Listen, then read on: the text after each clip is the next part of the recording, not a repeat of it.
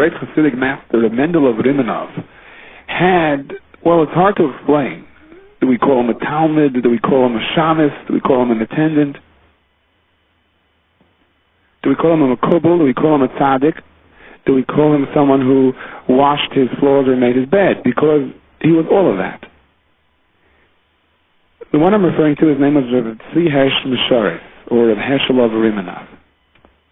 And he would later succeed in Mendel of Rimanov, leading of the Hasidus. And he always sort of retained the title, wanted to retain the title, because he started out as a Yotzai. Rav Mendel of Rimanov took him in, he was a shamus, and Rav Mendel of Rimanov saw great things in his Avodah. Now on the day that Rav Hershel of Rimanov was supposed to get married, so the people came to the Mendel of Rimanov and they said that maybe today he shouldn't mop up the Beis HaMedrash and sweep up the Beis HaMedrash, which he does every single day. I mean, the Chas and Doim Melech. So the Mendel of Rimanov was not in favor of asking him not to. He said, I definitely won't ask him to do it on the day of his chuppah, but I'm not going to stop him. And others were a little curious about that. Well, why? Mendel wouldn't tell him that at least on the day of your chuppah, don't sweep up the Beis HaMedrash. Well, Rav Hershel of Rimanov would not hear of anything but sweeping up the Beis HaMedrash and mopping up the Beis HaMedrash. And when they asked the Mendel of Rimanov why he wouldn't ask him to stop, so the Mendel said, what can I tell you? With his machshavos, when he sweeps out the Beis HaMedrash, he also sweeps out the Beis HaMedrash of all the machshavos rois and bad machshavos that people have there. Can I tell him to stop? Now, let's fast forward from this story about 3/4 of a century. We're not up to the present yet. We'll get to that soon. But about 75 years later, the Heilige Tzaddik, the Shin of Rav, the son of the Sams of Rav, came to a certain town. And there was a man in this town who wanted to have the schus to be Meshamish, the great Talmud Chacham, the Shin of Rav. But he couldn't get anywhere close to him because there were mobs trying to get in, to get a bracha from him, masses of people. It's interesting how in the course of generations the numbers always seem to increase. And by Shalashuda's time, he really tried to push himself over, couldn't get over to the tzaddik. After Shalashuda's, Shin Rav Davin Marav, made Avdallah, walked out, and they announced he's going to come in an hour or two for Malav Malk. And the Beis HaMedrash for a while was empty. And this year looks around, he sees the turned over tables, he sees the leftover food on the table. The guy hadn't come in yet to clean up. And he says to himself, let me at least have the chus of being Meshamish the tzaddik, serving the tzaddik. So he grabbed a broom and he started sweeping up the Beis HaMedrash. I want to have the chus of mopping the floor once for the Shin of Rav. Now I heard this story, B'Shem the Skolener Rebbe, who heard it L'Badl V'Chaim L'Chaim from his father, who says that he was there when this happened. As the man was sweeping up the Beis HaMedrash, he said to himself, this is a great chus, sweeping up the Beis HaMedrash for the Shin of Rav. I wish I could do it with great kavanas. The problem is I don't know any great kavanas. And then he thought of the story of Hershel of Rimanov who swept out all the bad machshavos from the Beis HaMedrash. And he said, Rebbeinu Shalom, I don't know how to do that. But I'm sweeping now. Take the machshavos of Hershel of Rimanov, because he did know how to do it, and apply it to my sweeping. Aldas of Hershel of Rimanov. And that's how this person was sort of a skip to his walk, with a song in his lips. He kept on saying it again, Aldas of Hershel of Rimanov. That's how he swept out the whole Beis HaMedrash, straightened out the benches, took out the old tablecloth, spread the new ones, lit the candles, got everything ready for Malav Malk. And then he went off to the side, and once again, the songs, the people, the masses were coming back. The Shin of Rav walks into the Beis HaMedrash, steps foot into the Beis HaMedrash, and stops. And he turns from side to side and says, who swept out this Beis HaMedrash? I want to know who did it. And no one knew. So this Yid who swept out the Beis HaMedrash with trembling feet stepped forward and meekly raised his hands. It was me. And the Shin of Rav asked him, what did you have in mind when you swept out this Beis HaMedrash? So he told him, Aldas of Hershel of Rimanov, whatever he had in mind. I don't know what they have in mind. And the Shin of Rav smiled and invited him to come sit next to him by Malav Malk. In Parshas Pekudei, we have the pratis, every ma'aseh that was physically done in the Mishkan, because we have to remember that Truma and Tetzaveh was the command, the Yaakov and Pekudei were the actual kiyum of the mitzvah. So after the conclusion of each keli, as it was finished in the Beis HaMikdash, the pasuk says that they did it kasher tziva Hashem es Moshe, Now, why does the pasuk have to repeat this constantly after each keli? And the phrase repeats itself throughout the entire parsha from the very first pasuk. Elu pekudei mishkan, mishkan edus asher pukat al pi Moshe, as they were rendered according to the commandment of Moshe. Let's go to Sheni, or rather, coming up to Sheni.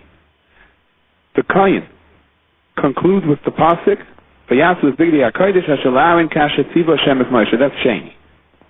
Then we call up the Levi to the Torah, and his aliyah also finishes coming up to Shlishi, kasher tziva Hashem es Moshe. That's not to mention that it also appears twice between Sheni and Shlishi, kasher tziva Hashem es Moshe, in regard to the specific bigdei koneh that were made. So now we call up Shlishi. His aliyah coming up to Revi. The last pasuk before Revi concludes, "Vayasu b'nei Yisrael b'chol asher tziva Hashem es Moshe." Kain also. Besides that, there are 3 times between Shlishi and Revi where the pasuk concludes, "Kasher tziva Hashem es Moshe," at the end of each respective article that was finished.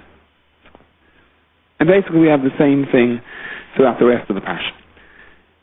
So why couldn't the pasuk just reserve the statement for the end of the parsha? Describe where everything was made and conclude, "Kasher tziva Hashem es Moshe." Why do you have to continuously repeat it? Dr. Valshem HaKadosh, the Torah is meramis to us a derech, a musar in avodas Hashem Yisbarach, and how we perform mitzvahs, whether it's shofar, whether it's sukkah, whether it's pesach, whether it's tefillin, whether it's building the mishkan. In every mitzvah, there is the greatest thing for us, and that is the kiyum ha-mitzvah. Without that, you have nothing. Fulfilling the mitzvah, the halachis of the mitzvah, that is the guf of the mitzvah. Without a body, there's no place for the neshama. In addition to that, however, you also have the machshava, the kavanah of the mitzvah, and there's no end to that. The higher a person is, the more he realizes of what there is yet to be learned about the kavanah of the mitzvah. And even from the Bnei Aliyah, the Baal Shem Tov says, they only understand a fraction of the real kavanah.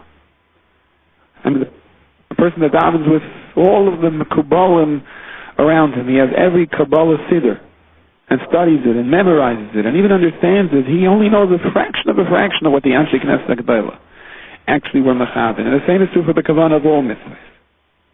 The Baal Shem Tov says that from the actual Maisa HaMitzvah, there is a levush for the neshama, the Gan Eden HaTachtain, and for the Kavanas HaMitzvah, there is a levush for the neshama, the Gan Eden HaElyon. Well, Tanya explains that it also has to do not necessarily with the kavanah of the mitzvah, but the attitude of the mitzvah. A person does a mitzvah with enthusiasm, with a simcha, with a cheshek, that's the Gan Eden HaElyon part of the mitzvah. So being that even if we were to be from the Bnei Aliyah, from the chosen people in our generation, we would only know a fraction of a fraction. So what are we to say? We don't even know a fraction of a fraction. So how do we somehow access? How do we get online with these kavanahs if we don't have the medium to be able to make the connection?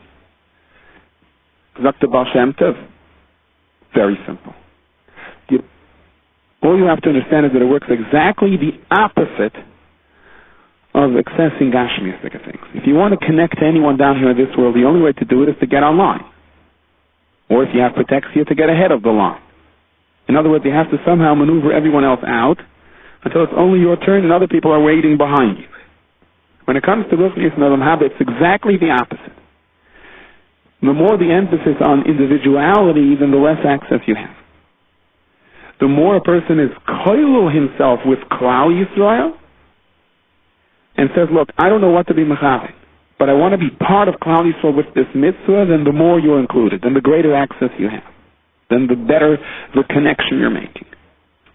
So before you say a tefillah, before you do a mitzvah, even before you eat during a regular weekday supper, and for sure during the 3 students of Shabbos, take a moment, says the Baal Shem Tov, and say, let me connect my machshava with the tzaddikim who knew what they were doing, and let me connect myself with all of Klal Yisrael. I want to be part of Klal Yisrael. The Anshe Knesset HaGedolah made this Shmei Esrei. They designed this Shmei Esrei for Klal Yisrael. I want to be part of Klal Yisrael that the Anshe Knesset HaGedolah had in mind. And therefore, whatever the Anshe Knesset HaGedolah, whatever their kavanah was in giving us the words of our Shmei Esrei, those are the machshavas that I want to have. And that is the side, explains the Baal Shem Tov, that the Arizal tells us that before davening a Yid should stop and take a couple of moments and be makabel within his heart, believe shalom, the mitzvah of the ahavta l'reyacha kamecha, to love your neighbor like you love yourself. Because if you properly are mekayim that mitzvah believe before you daven, you know what you just did? You just hooked yourself on to all of the great tzaddikim, to all of Klal Yisrael. And someone in Klal Yisrael knows the kavanah of the mitzvah, or at least knows more than you or I do. The Hechel HaBracha from the Kaman in Pashas Mikate says that when the Baal Shem Tov looked at a keli, he told you all the machshavos that the worker had when he made this keli. Likutei Moharan says when he would hear a musician play, he knew the whole life story of that musician. The fact is that when we do something, our very being manifests itself in what we do. There's a concept called koyach hapoyel benifal. There's the power of the doer in what is being done.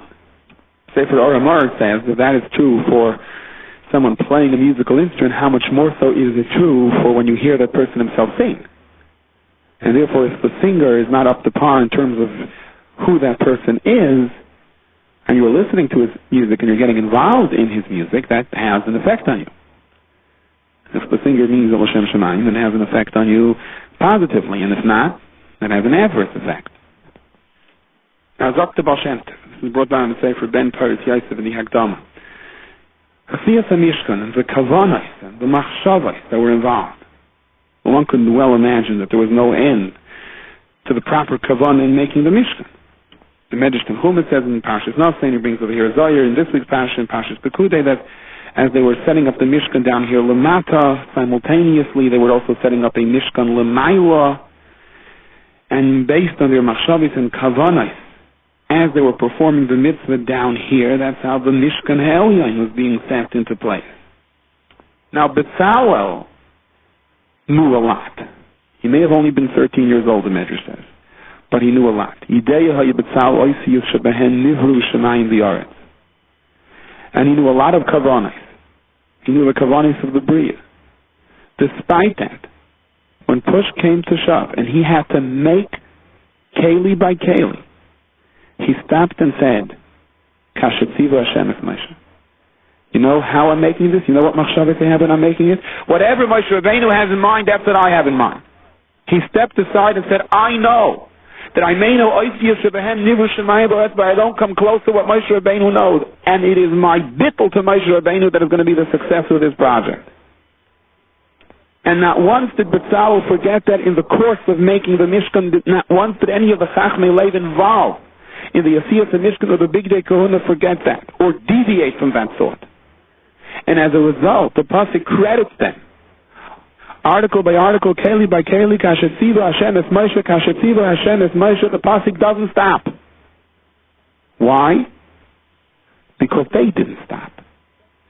Regardless of what their successes were, they felt the Ashuras HaShechina with each mission accomplished. They never assumed that they really know what to do or what to think about. They just kept on saying, whatever Moshe Rabbeinu had in mind, whatever Moshe Rabbeinu wants us to have in mind, Rabbeinu Shalom, al daita tehachi, and that das, we're making it.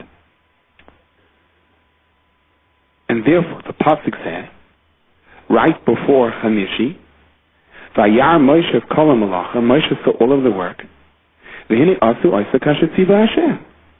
And the Pasuk repeats, Kein asu. What's the double lashon? So based on how the Baal Shem Tov explains this, Moshe Rabbeinu went to see what was done. And he saw that it was perfect. There was a special Ashuras HaShechina. There was a special Kedusha. Like the Shin of the Rav who said, who swept out the Beis HaMedrash? This was not just a physical act over here. Wow, Moshe Rabbeinu said, how did you access all of these tremendous kavanos? How did you soar to these great heights? He saw me, also I said, Kashetziva Hashem, this is what Hashem told me to do it. How were you even able to taste such machshavos? And their answer was, Moshe Rabbeinu, what we did was, we put aside all of our own machshavos, we learned, we understood, but when push came to shove, we did it, thinking, Kashetziva Hashem is Moshe. And as a result, Moshe Rabbeinu looked down, and what did he see? He saw Kashetziva Hashem. There was nothing lost over here. There was no going down in Madrega. Because no one assumed the independence of and I am in charge. He was just, I hope I'm doing what Moshe Rabbeinu wants me to do because Moshe Rabbeinu knows what HaKadosh Baruch Hu wants him to do. And as a result, Vayevarach Eisem Moshe. And what was the bracha? Amar lehem Moshe Rabbeinu said to them, Rashi tells us, Yehi rotzei shetishra shechina b'masi yadechem. May the Yeshua Shechina dwell in your hands. V'noyem Hashem Elokeinu aleinu. And let the graciousness of HaKadosh Baruch Hu be upon us. And this is what we say before every mitzvah, or at least some of us say it before every mitzvah. Now we desire to do the mitzvah with the right attitude. And the more we believe that there is so much to understand that we don't understand, the more we want to be koil ourselves with Klal Yisrael. As a result, you have this Vayevarach Eisem Moshe, you have this bracha. Indeed, we're Zaycha to the Ashras HaShechina. And this is something that we have to apply to our everyday life. Now the Chedush Yerim says a rather fascinating word. There were 100 sockets at the bottom of the crushing, at the bottom of the upright posts, the boards of the Mishkan. The Pasuk says, Ma'asa Donim, 100 sockets, Ma'asa Kikar, for the 100 talents, Kikar La'adin, a talent for every socket. Rashi makes the cheshbon. There were a total of 48 krushim, 48 boards. Each board had 2 sockets, so that's a total of 96 sockets. Then you had the sockets of the Perayches, another 4, total of 100. Dr. Chedush Yerim, these 100 sockets correspond to the 100 brachos a Yid is supposed to make every single day. And just like the sockets were the foundation for the Mishkan, the brachos that a Yid makes in the course of his day, during davening, before he eats, after he eats, when he comes out of the bathroom, these brachos are the yesodais for the Mishkan Habayis, for the Yeshua Shechina in a house. Adonim is from the Lashon of Adnes, Baruch Ata Hashem. The Rebbeinu Shem is the master of my world. That's what a person is mechaben with his bracha. The Nefesh HaChaim says the bracha is from the Lashon of Breicha, a Lashon of like a pool of water. In other words, when you make a bracha and you're mechavein, the Rebbeinu Shalom is the master of this. He provides for me your mamshech hashras hashchina. You open up the floodgates of Kiddush. Adai means master.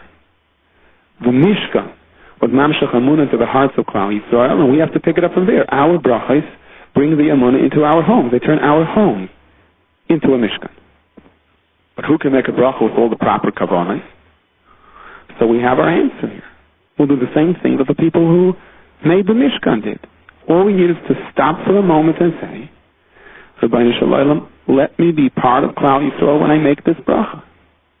Let me be part of Klal Yisrael, and therefore I'm part of the Anshe Knesset HaGedolah who designed these brachas so that it applies to all of Klal Yisrael. And if we do that, then Moshe Rabbeinu says to us as well, This shiur is distributed by Kolavach, 11 Stei Chemet Street, Yerushalayim. For donations, please call 02-5383999. Fax 02-538-0267. Postbox 57035.